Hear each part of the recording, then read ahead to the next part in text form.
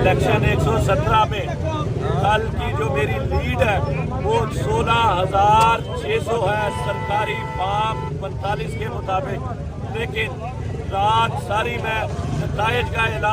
ऐलान का इंतज़ार करता रहा। आरओ ऑफिस में सरकारी नताइज का ऐलान इंतज़ार करता रहा, लेकिन आज हमें खबर मिली है कि आरओ ऑफिस उसके अमले को नामालूम अफराद ने यरगमाल बना लिया हुआ है और अलीम खान लोटा जो मेरा मद्दे मुकाबिल था उसको जतवाने की कोशिश की जा रही है। जैली फॉर्म 45 भी तैयार कर लिए गए हैं। मैं इस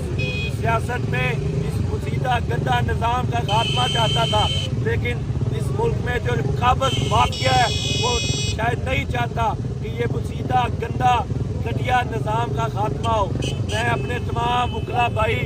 और हल्के के कारकुनान से गुजारिश करता हूँ कि मैंने आरओ ऑफिस के बाहर धरना दिया हुआ है, आप इस धरने में शामिल हो ताकि जो कल वोट आपने इमरान खान